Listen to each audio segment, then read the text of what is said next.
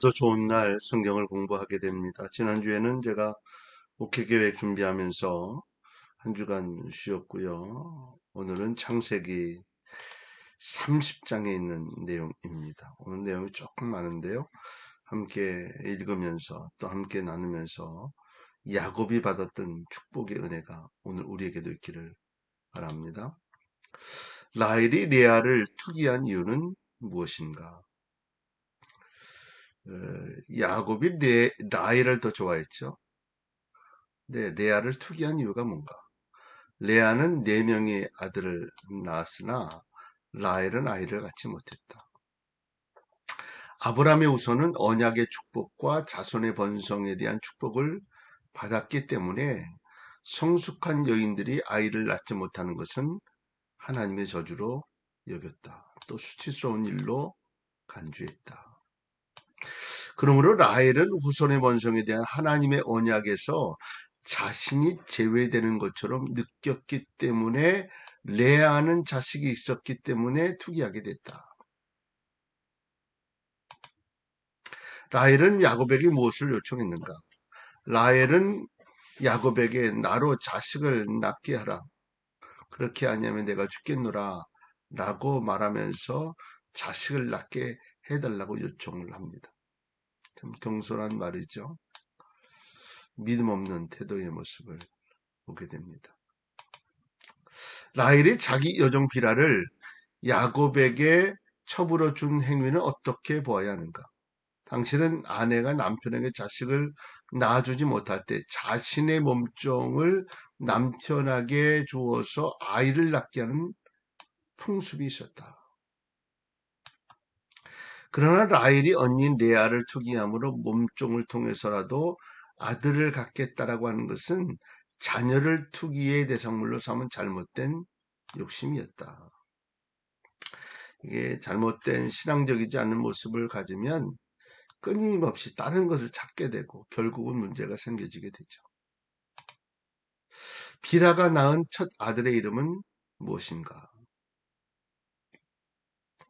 단이며 판단하다 라는 뜻을 가지고 있고 시브리어 둔에서 온 말로 판단자다. 이렇게 이해를 할 수 있습니다. 이는 하나님께서 라헬 자신의 억울한 사정을 공정하게 판단해 주셔서 이제 자신의 수치가 없어졌다. 근데 몸종의 자식이니까 내 자식과 같다. 뭐 그런 의미를 갖는 거죠. 라헬은 자신의 몸종 비라가 아들을 낳은 사실에 대하여 하나님의 은총으로 생각하고 감사와 기쁜 마음으로 단이라고 이름을 지었다. 비라의 두 번째 아들은 납달리, 단 납달리 이렇게 우리가 이해하면 되겠고요. 경쟁합니다. 나의 경쟁이다 라고 하는 뜻을 가지고 있습니다. 그러니까 레아와 경쟁해서 내가 이겼다라고 하는 그런 나름대로의 자만심이 있었던 거죠. 사실 라헬은 자식을 많이 낳는 점에 있어서 누가 보더라도 레아보다 열등한 것이었는데 자기의 스스로 자기의 다산성을 더 높이 평가하고 있다. 자만심을 갖게 되죠. 대부분 남의 재능을 깎아내리고 과소평가한다. 나쁜 버릇이다. 납달리를 낳고 나서 내가 이제 이겼어. 뭐 이런 경쟁함을 이야기하는 거예요. 레아가 자기 시녀 실바를 야곱에게 첩으로 준 사실은 무엇을 의미하는가? 라헬의 교만하고 도전적인 경쟁을 보는 레아도 역시 누구를요? 실바를. 그러니까 라헬은 비라를, 레아는 실바를 야곱에게 첩으로 줍니다. 근데 이러한 행위는 고대 근동의 풍속에서 합리화될 수 없는 범죄의 행위로서 야곱 가정의 죄악이 점점 심해져 가는 것을 볼 수 있다. 레아와 라헬이 이기적 경쟁의식을 갖게 되어지고 하나님이 세우신 일부 일처의 결혼제도를 거침없이 무너뜨렸다.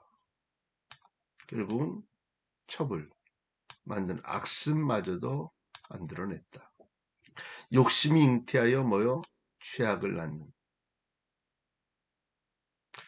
결국 선민이라고 자랑하는 이스라엘도 죄악에서 시작된 민족으로 예수 그리스도 없이는 구원받을 수 없다는 사실을 깨닫게 된다.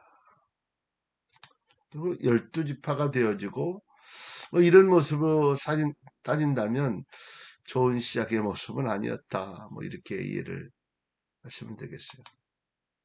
실바가 낳은 두 아들의 이름과 뜻은 무엇인가? 첫 번째 아들은 갓, 두 번째 아들은 아셀. 갓은 레아가 말했던 복되도다. 다산의 축복을 여겼던 당시의 가치관을 반영한 내용이고요. 두 번째 아들은 아셀인데 아셀은 기쁨이라는 뜻이에요. 다산을 축복으로 여기는 사상을 이야기하고 레아의 처음 내 아들의 이름과 비교해 볼 때 경건성이 결여되어 있고요. 결국은 경쟁심으로 말미암아 생겨진 문제. 올바를 수가 없죠. 합환체. 합환체는 만드라고라 라고는 식물의 열매로 황무지에서 자라는 다년생 식물이다. 향긋한 냄새가 나며 시거나 붉은 꽃이 핀 후에 사과와 같은 노란색 열매를 맺는다. 5월, 6월에 완전히 익혀지고요. 사랑의 사과라고도 불리어졌다. 최음제였다. 야곱 당시의 고대 근동에서 이 합환체가 부부간의 사랑을 증대시켜주고 자녀의 출산을 증진시켜주는 것으로 믿었다. 조금 그런 역할을 할 수 있도록 돕는 그런 것이었어요. 하나님께서 레아를 들으셨다는 것은 무엇을 의미하는가? 합판체 사건 당시 야곱은 라헬을 매우 편애하는 상태였기 때문에 레아는 남편을 뺏었다고 말할 정도로 빼앗겼다는 것으로 말할 정도로 심한 소외감과 정신적 고통을 느끼게 됐다. 누가요? 레아가. 첫 번째 아내가. 레아의 고통이 하나님께 상달되고 그동안 잉태하지 못했던 레아는 다섯 번째 아이를 잉태하는 축복을 받게 되었다. 이처럼 하나님께서는 언제나 소외당하고 압박당하는 자의 편에 서서 그들의 고통을 들어주신다. 레아가 낳은 다섯 번째 아들의 이름은 이사갈. 갑이 있다, 싹시 있다. 레아가 이러한 이름을 붙이게 된 이유는 그녀가 자기 몸종 실바를 남편에게 준 대가로 하나님께서 아들을 낳게 해주셨다. 남편에게 준 대가로 내가 얻었다. 그런데 이러한 생각은 레아의 무지였다는 거죠. 그녀는 야곱에게 첩을 소개함으로 신성한 결혼의 규례를 위반했다. 값이 아니라 무상의 은혜로 아들을 주셨다. 레아의 아들 스불론에 대하여 설명하라. 이 스불론은 레아가 낳은 여섯 번째 아들이다. 그가 태어날 때는 레아는 좀 더 신앙적이 되어서 자녀를 하나님이 주신 후한 선물로 인정했다. 이제 남편이 자기와 연합되어 거할 것을 기대하면서 거함이라는 뜻으로 스불론의 이름을 줬습니다. 이 스불론이 뭐라고요? 거함이다. 사실 합법적 결혼에서 태어난 아이들은 부모의 마음을 연합시키는 이은고리이다. 부모가 자식에게는 어, 부모에게 자식은 그런 역할을 하죠. 이음고리의 역할을 하죠. 레아가 낳은 딸의 이름은 무엇인가? 우리가 잘 아는 디나. 많이 들었죠? 여자 재판관. 그런데 이 야곱의 딸이 디나 한 명뿐이라고 단정하기는 어렵다고. 다른 딸도 있었을 것이다. 이렇게 하는 거죠. 37장 35절 46장 7절에 보면. 그러나 성경에 언급된 야곱의 딸은 디나 한 명뿐인데 이 족보기사에서 여인의 이름을 보통 생략했기 때문에 아마 다른 딸들도 있을 것이다. 그럼 왜 디나 이름은 언급이 됐나? 그것은 훗날 불행한 사건에 등장하기 때문이다. 창세기 34장에 어려운 일을 겪게 되는 그 일을 이야기하는 것이죠. 하나님께서 라헬을 생각하셨다는 의미와 그 기원을 말하라. 생각하셨다는 것은 애정을 갖고 기억했다. 하나님께서 라헬을 기억하셨다는 것은 그녀의 고통, 아이를 낳지 못하는 괴로움을 아시고 라헬에게 은총을 주셨다. 라헬이 낳은 첫 아들의 이름은 무엇인가? 첫 번째 라헬이 낳은 아들은 뭐요? 요셉. 우리가 잘 알고 있는 야곱의 11번째, 전체로 따지면 11번째고요. 그 이름의 뜻은 뭐냐? 더하다라고. 이러한 라헬의 소원은 후에 막내 아들 베냐민을 낳음으로 이루어졌다.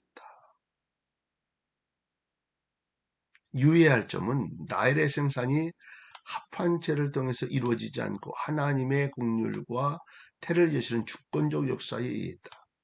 그런 거죠. 모든 일이 하나님의 마지막 결론이 안 되면 안 되는 거예요.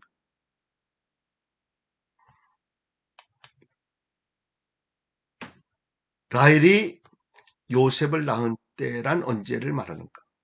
라헬을 위해 7년의 계약 기간이 끝날 무렵으로 야곱이 라반의 집에서 온 지 14년째쯤 되더네. 그러므로 야곱은 라반과 새로운 근로계약을 맺게 되고 후에 6년간 더 일해. 그러니까 20년.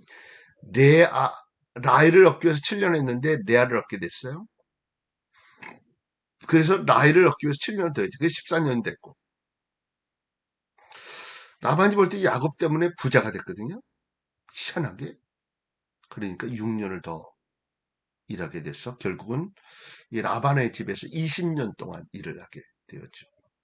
그런데 라반이 갖고 있는 재산보다 더 많아요. 이것도 하나님의 전적인 은혜였다. 야곱이 그의 고향으로 돌아가려고 한 이유는 무엇인가? 야곱은 요셉을 낳고 계약 기간을 채우게 되자 라반에게 고향으로 돌아가게 해달라고 요청합니다. 왜냐하면 야곱이 형 에서의 분노를 피하여 이곳 하란까지 왔지만 아브라함과 이삭처럼 가나안의 후계자였다. 가나안으로 돌아가는 거예요. 그래서 아브라함과 이삭과 야곱이 하나 이렇게 가는 거죠.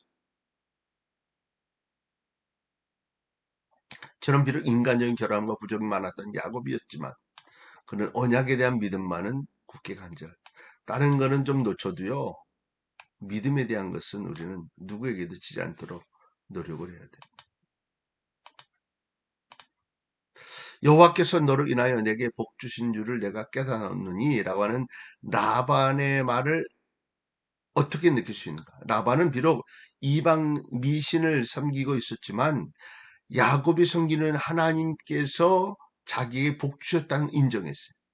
요렇게 만들어요. 세상 사람들을 함께 지내면 이렇게 만들어요. 왜냐하면 야곱이 들어온 이후로 라반의 재산이 번창하여졌고 야곱은 언제든지 하나님 믿는 사람임을 나타냈기 때문에 결국 모든 축복이 하나님께로부터 온 것임을 분명히 했다는 거예요.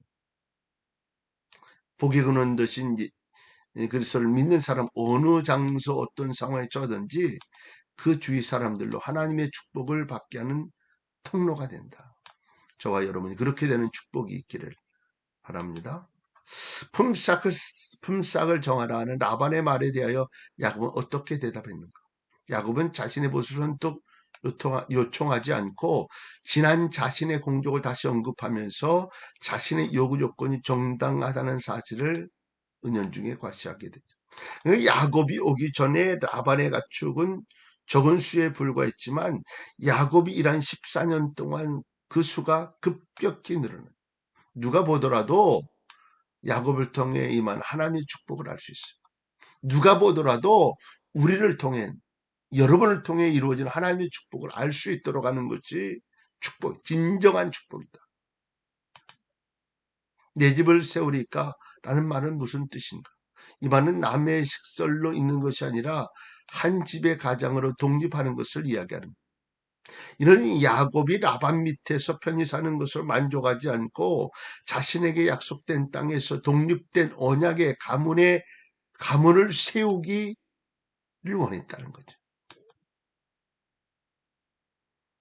우리는 잠깐 머물다가는 여건과 같은 세상에 미련두지 말고 하나님께서 약속하신 영원한 나라에 늘 소망을 두고 살아야 한다.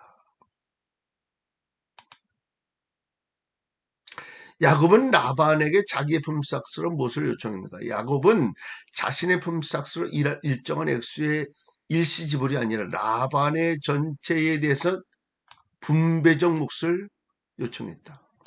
어떻게 보면 기만한 제안이죠. 야곱은 양 중에 아롱진 자와 점 있는 자와 검은 자 그리고 염소 중에 점 있는 자와 아롱진 자가 되어지면 이것을 자기에게 주도록 요구했다. 그러니까 실제적으로 따지면 이게 제대로 된 양의 모습은 아니었다는 거죠. 그래 불리했어요. 양은 시고 염소는 검은 것이 보통으로 점이 있거나 아롱진 것은 비율이 적었어요.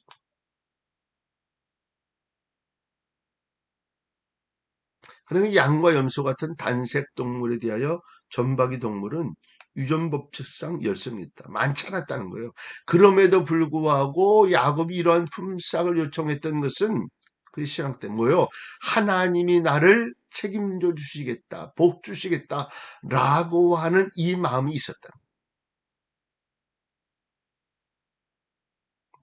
그러면 이 속에 하나님의 기적이 있어요. 철저하게 하나님을 향한 신앙과 하나님 앞에 모든 걸 맡길 수 있는 믿음의 삶이 될 수 있기를 바랍니다.